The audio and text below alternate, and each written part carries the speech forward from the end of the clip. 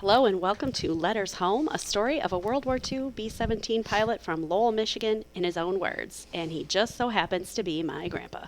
I'm your host, Annie Whitlock, and I'm joined by my co-hosts, my dad, Mitch McMahon, and my aunt, Lori Summerfield. Well, hello. In each episode of Letters Home, we're going to dive into letters written by my dad during his time in World War II that he sent to his parents, siblings, friends back home in Lowell, Michigan. We'll be reading his own words and giving some context to what was happening in the world and in Lowell at the time he wrote these. In this episode, we're reading Bruce's letters about the many uniforms he wore, his homesickness for his family, and how he wanted all the dope about what was going on back in Lowell. We also have a special guest. Ooh. I know. We have our very first special guest.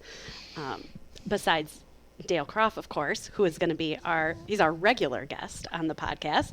And we are going to welcome him right off the bat today because, as usual, we need to start with our segment where we either correct or add more information that we now know from something that we've mentioned in a previous episode. So our regular guest, Dale Croft, is here to give us some more information about some of the men from Lowell who died in the war. That was something we weren't sure about in the last episode. Welcome, Dale. Tell us about what you found. Glad to be back once again to the wonderful story of Mr. Bruce McMahon.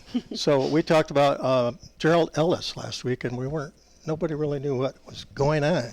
So the American Legion Post was formed in September 20th, 1919 to honor the first Lowell man who died on the battlefield, which was Charles W. Clark. So the American Legion Auxiliary of the Charles W. Clark Post was named. At a regular meeting in 1946, it was decided to change the name of the post to commemorate the first Lowell man to give his life in World War II, which was Gerald James Ellis. Oh. So the post was changed to the Clark Ellis Post number 52. So that gives us a little information on why he was such an important member.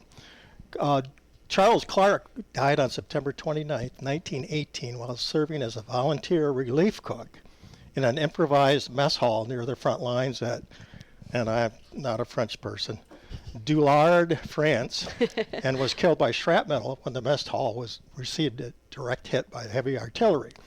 So that's why the American Legion was called the Clark Post first. Gerald Ellis on December 8th, 1941 on the USS Pillsbury in Manila Bay, Philippine Islands, was critically wounded by enemy gunfire during a surprise attack by the Japanese. On December 11th. That was the day after Pearl Harbor. Yeah, on December 11th, he made it to the hospital. But on December 11th in 1941, in the Naval Hospital, he was killed by enemy aerial bombing at the hospital. Oh. So on December, that's why he became the first death in World War II. I also found a really neat ad in the Lowell Ledger, a Gold Star Honor Roll, which was published on Decoration Day, May 5th, 1943 in the Lowell Ledger. And it showed respect to, we talked about Ensign Robert Phineas. We talked about them last week. He was one of them. Technician James A. Reed, Lieutenant Hoyt Phillips, which was one of Bruce's buddies, right? He was part of the Air Corps. And Sergeant Lee Hogue, and then Gerald Joe Ellis. And that will be on our video podcast that we make with extra pictures that we throw in. That Gold Star thing was there. Hoyt Phillips was one of the 8 crew members who were killed when the bomber crashed in the Sangre de Costo Mountains near Trinidad, Colorado in 1943. That's what happened to Hoyt. Lee Hogue died when a medium bomber crashed into Tennessee on a routine bombardment flight from Kentucky. So we have found what happened to a few of our past heroes, veterans. I'm still digging into a few other ones. So American Legion Post was basically named after 2 World War I and World War II soldiers. Wow. All right. This is great. Some local history to figure this out. And so, we're getting some more mystery solved as we dig into this a little bit. This is great. Remember, if any of our listeners have a correction or more information for us about anything you hear on any episode of our podcast, please comment or message us on Facebook, Instagram, or YouTube, and we'll add it in or we'll rectify it or change it in a future episode. So let's get into Bruce a little bit. In our last episode, we covered Bruce's first week at the Santa Ana Air Force Base in flying school. On June 13th, 1942, he wrote a long letter to his mom, dad, and Betts. Another mystery, perhaps. Who is Betts? We'll talk about that in a minute. It started with a description of his uniforms. So, Aunt Lori, why don't you start us off by reading Bruce's in his own words? Saturday night, June 13th, 1942. Dear Mother, Dad, and Betts. Well, here it is, Saturday night again. I received the camera this afternoon and have taken pictures by the carful. A fellow here in my tent took 6 or 7 of me in my various uniforms. I say various, and I mean just that. I have one full dress with 2 pairs of pants. It's called your A's. Then I have the B's, dark olive with overseas to match. And the C's are called suntans and are beautiful material. D's are called zoot suits. They are green overalls. I'll get my pictures in each and send them to you. All this equipment is the same as the officers get, and it's really the best quality. They issue us 2 pairs of Oxfords for footwear with our uniforms. Yeah, describing what he's wearing. I have a few questions about Betts. Does anyone know who this is? Aunt Lori, Dad, do you know who Betts is? I have a don't know guess? for sure. I'm going to guess Betty Reynolds, perhaps. Okay. Me too. Would be a Who was she? Would that be a niece? And her cousin. A niece. Okay. A niece. Oh, Joe, that's right. Joe Ritzema, Joe Reynolds, and Betty, sisters. And they were young. And I had heard, I'm not exactly sure through her, but who told me, but that Dad wrote them lots of letters. Okay. Dad wrote them lots of times. All right. So she was clearly somebody that, if he was addressing them to Mom, Dad, and Betts, that they must be all close by or in Yeah. the same I think place. she was living at the homestead at the time would be my guess. Okay. Because I think, didn't they talk about her being ill at some point, Dale? Do you remember Yeah. that? Well, Yeah. Yes, Yeah. we'll get to that. Okay. So, yeah, interesting. Well, I realize this is an audio format, but what can you tell us about the uniforms that Aunt Lori was describing from Bruce's letter? Well, as Bruce said, there's the A uniform, B uniform, C, and D uniforms. The A uniform was also called the pink and greens, and it was the winter service uniform, and it was the favorite among officers during the war. The nickname came from the contrasting colors of the uniform, with a brownish green jacket and light-colored trousers that had a slight pinkish hue. The right. officers also often chose to pair the pants and the shirt with a chocolate-colored coat and a tie for added contrast. So that was their out dancing suit or something. I don't know. Like I said before, on our YouTube version of this, we add extra graphics to it, and we'll have pictures of these uniforms. The B will be in the letter podcast with a dark olive green coat. The suntans, like Lori just read, was a simple summer uniform, which consisted of cotton khaki shirt and matching trousers. And the zoot suit, was green coveralls. I tried to find some more information on that, but just green coveralls, I guess, covers it. I guess so. Well, yes, as Dale mentioned, you can see all of these images for sure on the Lowell Historical Museum website, either in our PDF of the letters and the primary sources, or in our visual YouTube video, which accompanies all of our podcasts. In the same June 13th letter, so that was just the first part of it. So in the same letter, he reveals a little of his wistfulness for Lowell, for home, I think. So in his own words, he keeps going. Aunt Lori? If I was inclined to be homesick at all, it would be tonight. It's a beautiful night with a great yellow moon coming over some palm trees that border the post limits. The breeze from the ocean is cool and so fresh it gives you a great kick just to breathe it in. I'm not homesick, but it's nights like this that make you feel very close to me. It's 10 here and 1 your time. I imagine you're all sleeping soundly, and I can almost hear the crickets coupled with Dad's snoring as I sneak in the back way. Well, maybe it would be later than 1, but anyway, I can dream, can't I? I can realize that my going away has been tough on you folks, but remember you always said things happen for the best, and I firmly believe that. It will surprise you how soon it will be before I'm home again. Then I'll find that girl and move right into that upstairs bedroom. I'm getting so sleepy I can hardly hold this pen, so I'd better knock off and get some sleep. Mass is at 6:15 in the morning, but we have to get up at 5:15, so you can be sure there's no chance of me missing while I'm in the Army. Well, good night, and if you read this in the broad daylight, it may sound wistful and a bit lonesome, But remember, I'm writing at night and after a hard day. I promise to give you this straight all the time, so I'll seal the envelope without rereading. All my love, son, Bruce. P.S. I've been getting your letters. Have you received mine? I hope. So sweet. I love how he wants to remind everyone that if he sounds homesick, it's because it's at night. That's like his pensive time, right? Well, at night. again, I think he's trying not to worry Mom and Dad too much. Yeah, so Dad, you've told me before that you weren't sure, like how much of kind of his feelings he was holding back, right, and not Yeah. telling his parents about. But he does say that he promised to give it to him straight. So I don't know. You think that he's really trying to hold a lot back about how he's feeling, or is he really giving it to him straight?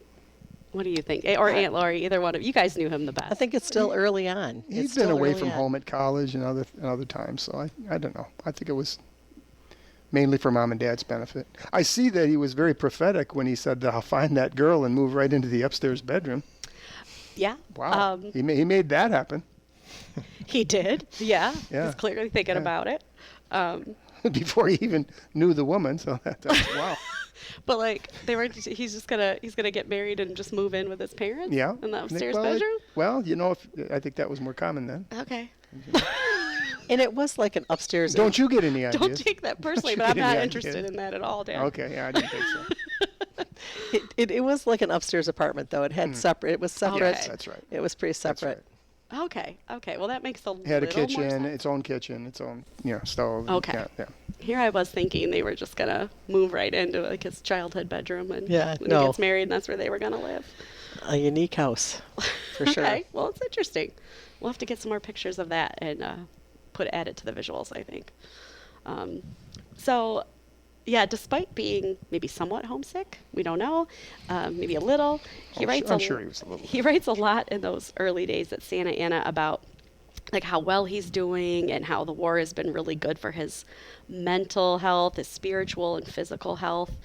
So I'm going to have you read one part of a letter that he wrote to his mother, Lottie, on June 16th, 1942. So in his own words.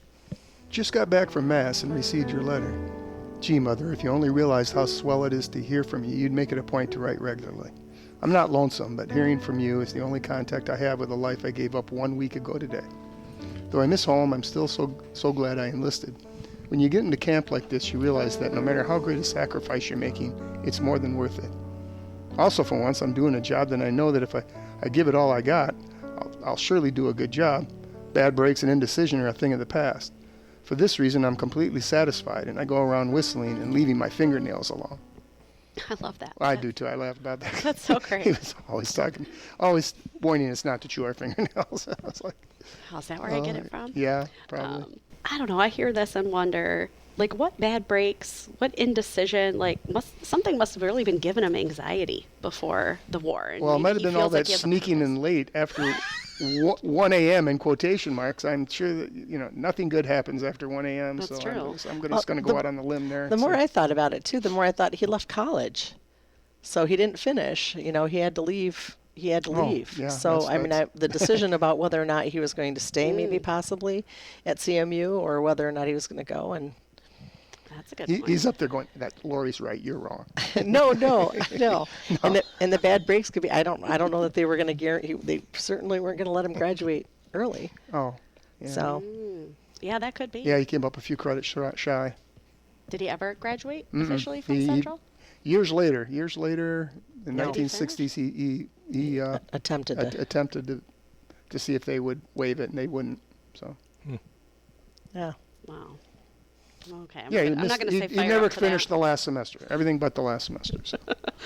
Okay. Well, that gives a little bit of a hint, I suppose, as to what, because he clearly talks about how much I think the war is, at least at this point, remember it's early, right? As you all keep reminding, it's early. Yeah. But he's feeling like he's, eating well and working out every day and going to church, and he's feeling good at this point, which is a unique experience, I think. But again, this is very early on. We'll see Yeah. how things change. They do as they change. go. That's for sure. Let's move on to welcome our second guest. Yes, our second guest. Our goal for this podcast was always to have family members come on and read some of the letters. And we're thrilled to have the first family member to come with us today to read a letter.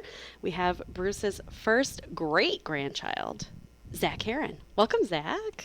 It's extra special to have Zach here today because Zach lives in North Carolina. Zach, tell us why are you here? Why are you in Michigan today? Yeah, thank you guys. I'm excited to be here. I'm out in Michigan for a motorcycle race that I am announcing, but you guys told me that you were going to be recording, and I'm obviously very fascinated by World War II as well as our family's history in it, so thought I'd stop in and do a little learning about the family history and maybe even get to read some letters. Yay!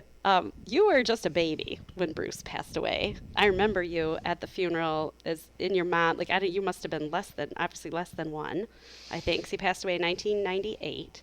And yeah, I definitely remember your mom. Well, I don't know if well, we're gonna go. I started there, giving you a little bit of Bruce's crown royal on her finger. At the funeral. Some things haven't changed. We can end. I definitely remember this very much so. But what do you know about him? Because you never. I mean, I can't imagine you remember him at all. But like, what do you know about him? So there's been some stories that have been told.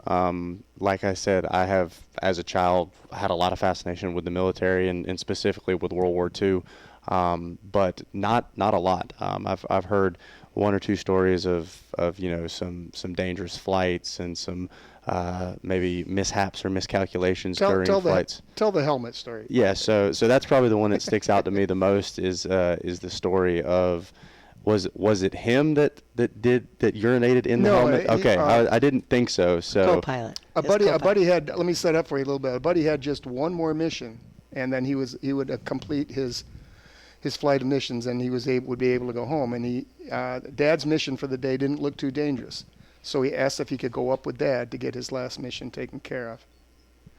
So he did, but it got a little hairier than he thought.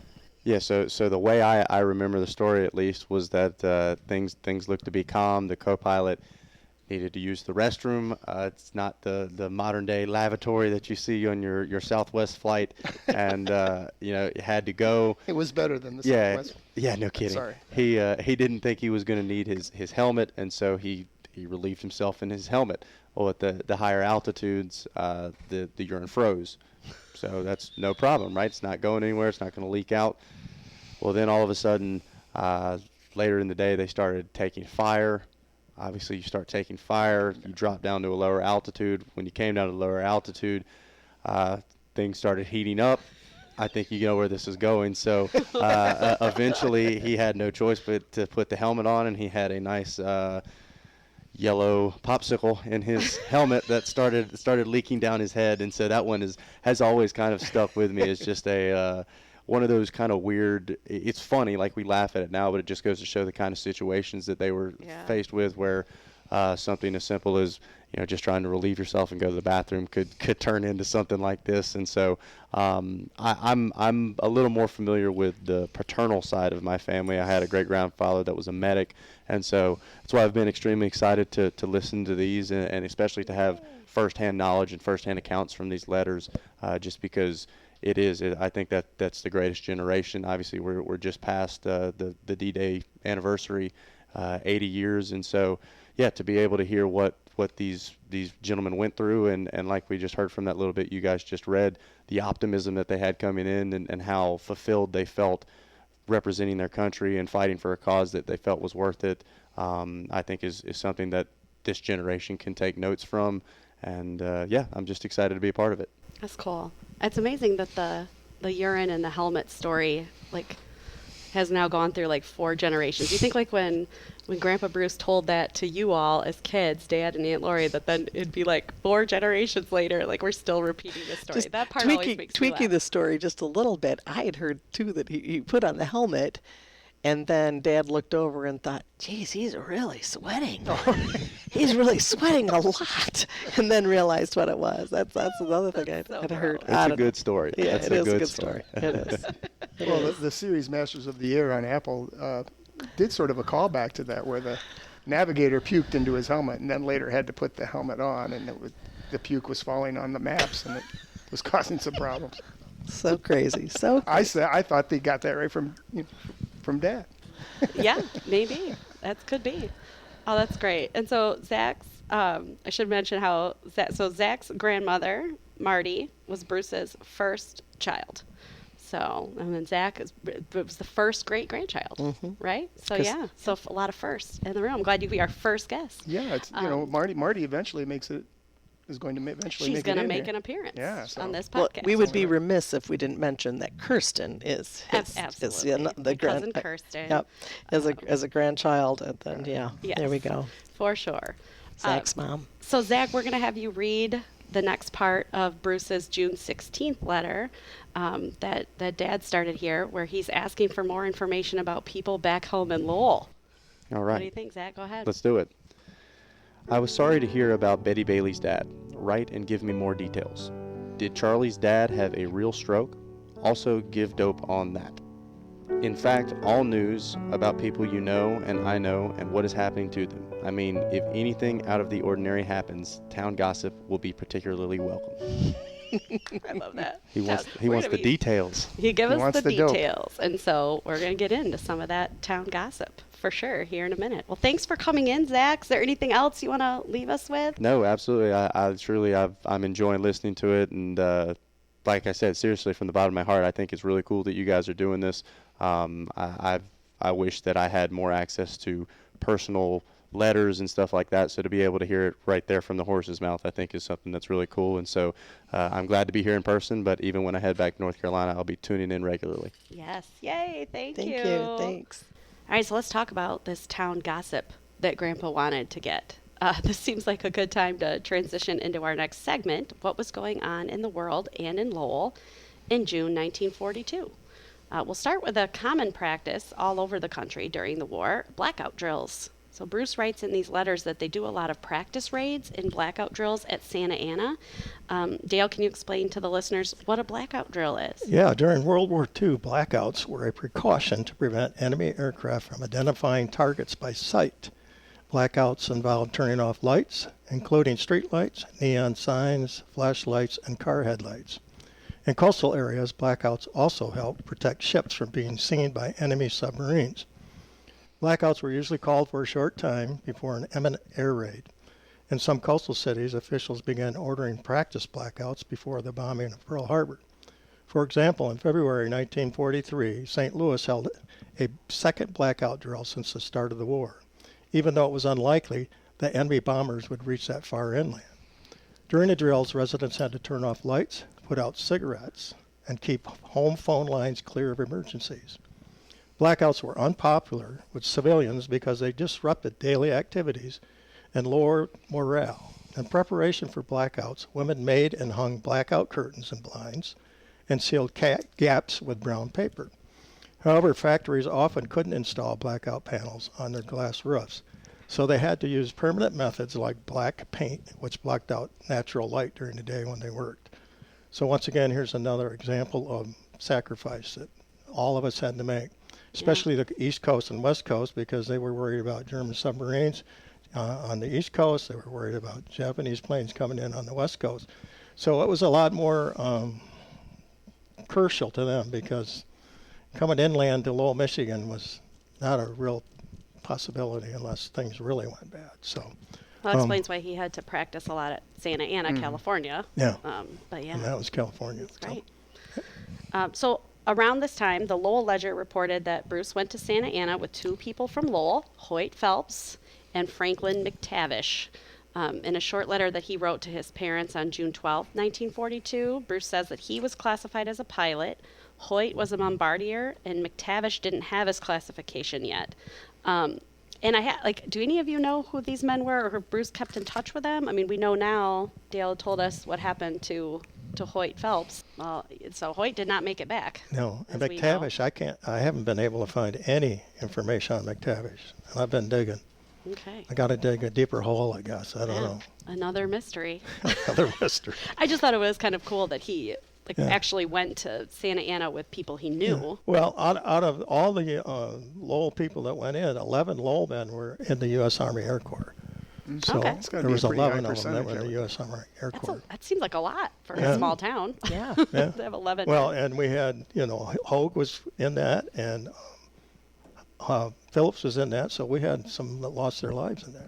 Out of the 11, we know for sure 2 of them didn't come back. Wow. So, Yeah. The ledger would also publish news that families got from the war about their sons, and so there was like a regular column about like on the war effort, and so it would say like so and so's heard from their son here and he's doing this, or it was like regular checking in from all of these people, which is kind of a good place that I've gotten some information from about who went with Grandpa places and some of his friends. But then a lot of times the soldiers themselves would write the ledger. So they would write letters home and the ledger would print them. And one of these letters, as I was looking through the June issues of the ledger to try to find names I recognized, one of these stood out to me from June 11th. It was a captain named John Kleinhexel, who was stationed with his family in Arizona. So he's from Lowell, but he went with his whole family in the war to Arizona. And he wrote to the ledger that he was the leader of the first ever squad of all black soldiers, the 93rd Infantry Division. Black soldiers were not allowed to be officers at the time, which is why, I'm assuming why Captain Kleinhexel was their commanding officer. But Kleinhexel wrote the ledger that it changed his mind considerably, and that's a direct quote, about black men serving in the Army in a positive way. So that's something. And it was front page of the ledger, so I don't know, maybe his words helped change people's minds too. Sure. And I read this, I had no idea that this bit of U.S. history has a Lowell connection. I thought that was really cool. Yeah, Yeah. very cool. Yeah. Yeah. Dale, did you find anything out about the Yeah, I 93rd found out some Infantry? information about the 93rd. John, he didn't leave the States, at least in the article. He was in Arizona training a regiment or part of the 93rd. But the 93rd story is one of overcoming obstacles. Many military units only need to battle the enemy. The 93rd had to battle hatred and discrimination at home, a white-dominated military establishment that didn't want them, and officers that didn't want to lead them. Worst of all, the 93rd had to fight the widespread belief that the black soldiers in World War II were not capable of performing with courage on the battlefield. They were the first American combat division to be activated during World War II. American generals did not want them involved in the European theater. Therefore, they were sent to the South Pacific to relieve the combat division for the planned invasion of the Philippines. The 93rd saw little fighting, and most of the regiments were used for construction and defensive operations. But they had one very, very, very nice thing happen.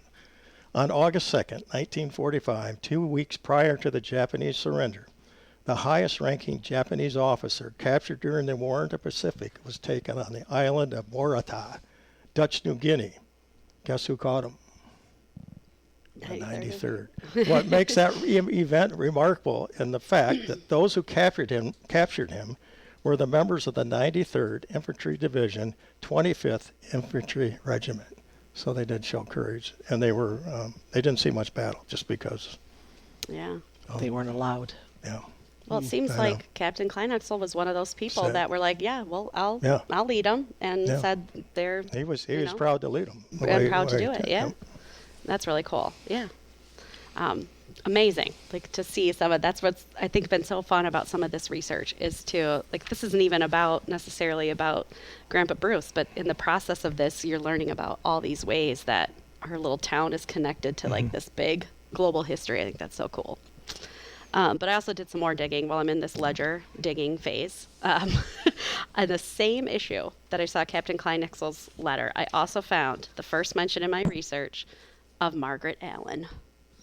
So this is Bruce's Yay, Mom. eventual wife and my grandma.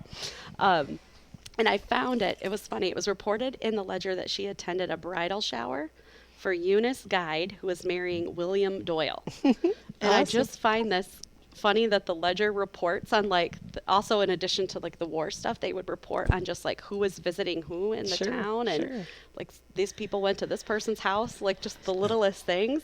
So this, just hey, we had a bridal shower for Eunice, and here are the people that went. EJ, yes, EJ, mom's good Let's call her friend. EJ. We knew her as Okay, EJ. but all right. Well, that's, Well, you wouldn't know. no, all right, EJ. So good friend of Grandma's then. Very Yeah, good friend. very good. Okay, Up, well- up on Reservoir Hill, kind of just Yeah. down the Oh, way Yeah. a little bit. Yeah. okay. Technically, kind of Reservoir Hill. Yeah, There. yeah. So her good friend lived maybe near Grandpa Bruce. Are we seeing? Well, she moved. She moved Oh. there with her. I mean, that's where she and her husband Okay. Well, maybe that's how they got introduced. I don't know. Anyway, we'll figure this out. We don't really know how Grandpa and Grandma met. Not Bruce yet. and Margaret met yet. So I'm saying maybe Eunice, EJ, maybe she had something to do with it. Could Anyway, possibly be. I don't know. That's part of the mystery here.